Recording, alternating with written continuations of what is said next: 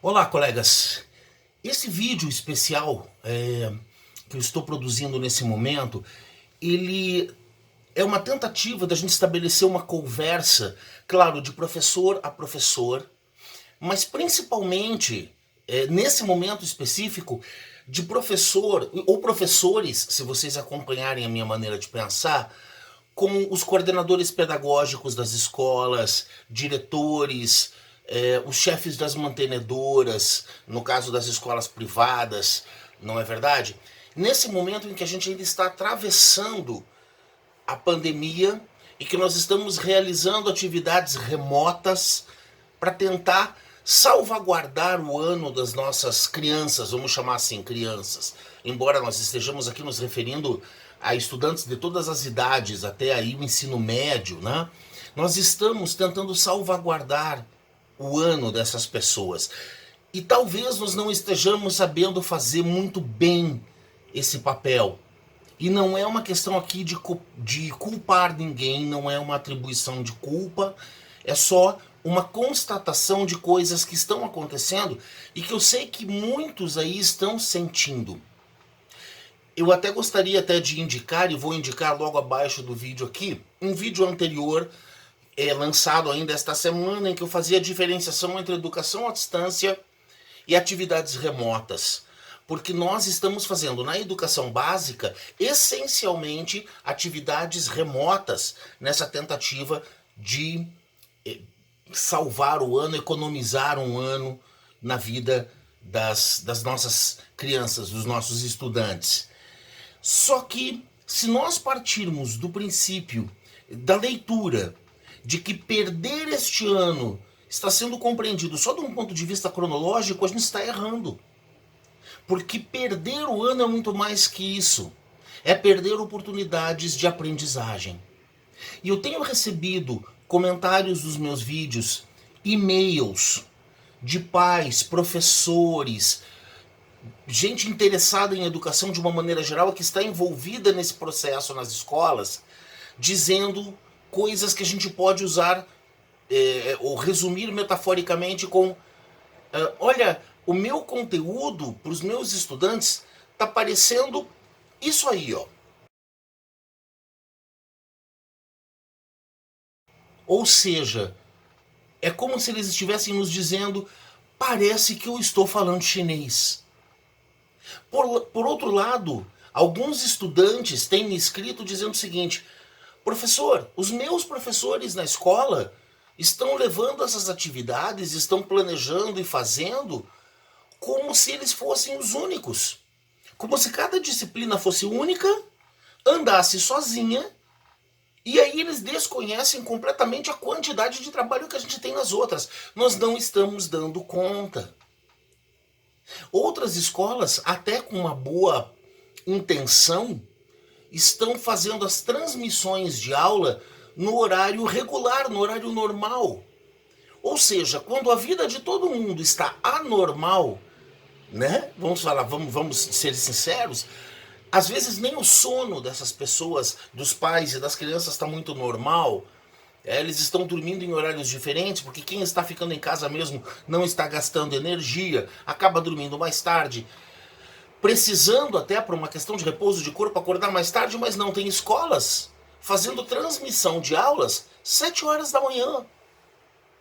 7 horas da manhã, dizendo: não, nós vamos transmitir todas no horário que é para o estudante não perder o costume de estar em pé, bem acordado, disposto naquele momento. Gente, tudo isso é boa vontade, mas nós estamos, em muitas situações, cometendo erros, sobrecarregando estudantes, sobrecarregando pais e nos sobrecarregando a nós professores com uma tarefa que, dada a dimensão, veja, nós não sabemos quando as escolas vão voltar ao normal. Então nós não sabemos a dimensão dessas tarefas, até onde elas vão.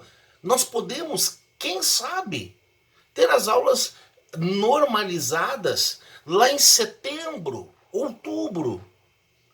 E mesmo assim sem nenhuma garantia. Veja, Portugal recentemente voltou com as aulas. E logo depois parou tudo de novo.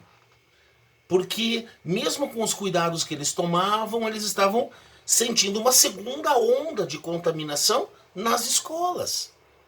Ou seja, nós podemos ter talvez um 2020 que começou, mas não vai terminar. Então, este vídeo aqui é uma conversa sincera, é uma tentativa de auxílio às escolas, aos diretores, aos mantenedores, aos professores, para que as nossas atividades garantam algum tipo de qualidade de aprendizado aos estudantes e se encaixem na realidade que nós estamos vivendo. E eu acho que o momento é bom, agora que nós estamos em julho, algumas escolas estão em férias. É o caso da escola das minhas filhas, por exemplo, deu férias nesse momento. Então dá tempo de planejar e dá tempo de preparar alguma coisa para o segundo semestre. Alguma coisa diferente daquelas que nós temos feito. Alguma coisa que vai efetivamente produzir um resultado melhor, espera-se, né? De aprendizado. Além de salvaguardar um pouco o ano. Desculpe se meu óculos realmente ele fica caindo do rosto aqui, né? Por isso eu estou ajeitando ele o tempo todo. Então, talvez esse vídeo se torne parte 1 e parte 2, tá? Mas a ideia é que nós paremos de ter a sensação de que nós estamos falando chinês com as crianças. E as crianças parem de ter a impressão de que a sua escola não sabe mais o que fazer, nem como fazer, porque elas estão sobrecarregadas de tarefas, de aulas, de coisas por fazer, que não guardam entre si nenhuma similaridade, nenhum grau de previsibilidade, o que é terrível para a aprendizagem. Porque se assim não fosse, não era necessário que as escolas optassem por uma linha pedagógica. Não é verdade? E em momentos excepcionais, nós precisamos de medidas excepcionais. E aqui eu quero dar uma ajuda a vocês, que, como eu disse, provavelmente vai ficar dividida em mais de um vídeo, para não ficar tão cansativo assim. Ok? Então, vamos lá, gente. Vamos começar a nossa conversa. A ideia é ser prático e mostrar um mapa, uma sequência de atividades que pode ser adotada dessa forma ou adaptada de acordo com a necessidade de cada escola. Mas pelo menos uma base é dada, uma coisa mais pé no chão, embora dê um certo trabalho. Primeira dica, então, a primeira ideia, o primeiro passo seria nós convocarmos reuniões do corpo docente. Não presencialmente, não vamos desrespeitar o isolamento social, coisa que o valha.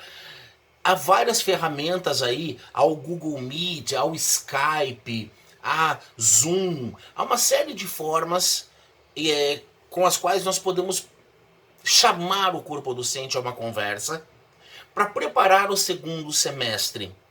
E nós vamos reunir esse corpo docente, explicando o que nós queremos, e eles vão se reunir pelo menos mais 2 ou 3 vezes, pode ser de maneira remota, para fazer o seguinte. Primeiro, se reunir por área. Por exemplo, todos os professores de língua portuguesa que vão estudar, vão, né, ali ver, né, conversar entre si, fazendo, e aqui já é uma mistura com o segundo passo. O primeiro é reunir o grupo, o segundo é para quê? Para fazer um estudo do currículo. O que é que precisa ser trabalhado? Quais são aqueles elementos do currículo que são mais essenciais como competências a serem adquiridas num determinado período de tempo? O tempo que nós temos até o final deste ano letivo. Ou seja, nós vamos reunir o corpo docente vai se reunir por área até para fazer um enxugamento do currículo. Tá? Porque embora nós possamos gravar horas e horas e horas e horas e horas e horas e horas e horas de aula, não é isso que o nosso estudante no presencial quer, ou não foi por isso que ele optou. E provavelmente ele vai ter muita dificuldade de se adaptar a isso. E nós estamos sentindo isso. Muitos de nós estão sentindo essa angústia. Então, de repente, Cada grupo de área, e eu estou usando língua portuguesa como um exemplo, vai fazer um recorte daquilo que ele pode transformar em objetivos de competência um pouquinho mais operacionais, mais observáveis, de produção e interpretação de texto, até o final do ano. Claro que algumas coisas podem se perder, algumas coisas que são até mais prazerosas para a gente fazer, de acordo com a nossa formação. Alguns de nós são pós-graduados em linguística, outros em literatura, outros em análise do discurso. Então tem um pouco mais de prazer de aprofundar essas áreas. Nesse momento, não é hora, nós não contamos com o tempo, com a benesse do tempo, para fazer um aprofundamento tão grande. Então nós vamos fazer um recorte desse currículo como área, primeiramente. A base desse estudo pode ser o livro didático que a gente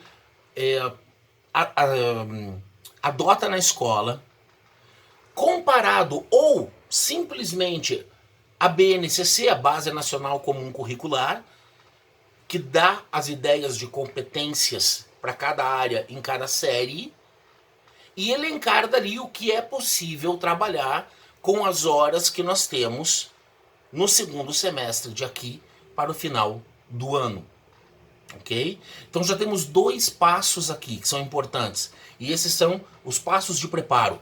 Primeiro, vamos retomar, reunir o corpo docente, fazê-lo reunir-se para que ele estude o seu currículo, amarre o seu currículo, né? Reduza, amarre. Esse amarre agora é prever interdisciplinaridades do seu currículo, que aí é o próximo passo das reuniões de equipe. Vocês podem propor às outras áreas trabalhar nas avaliações, por exemplo, pareadamente. Eu sempre me perguntei,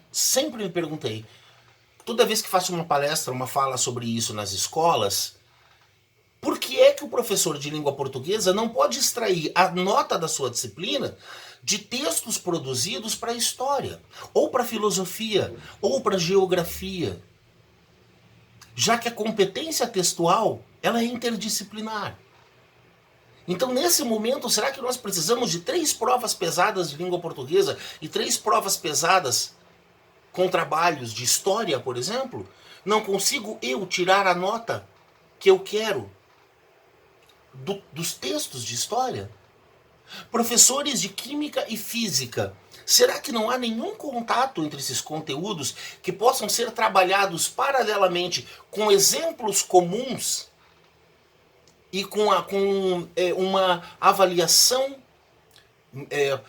dobrada quando eu quero dizer polivalente, uma avaliação que sirva para as 2 disciplinas, um tipo de trabalho, um tipo de pesquisa, história, geografia, filosofia e sociologia, ou outras combinações de acordo com o desejo e a possibilidade de cada escola.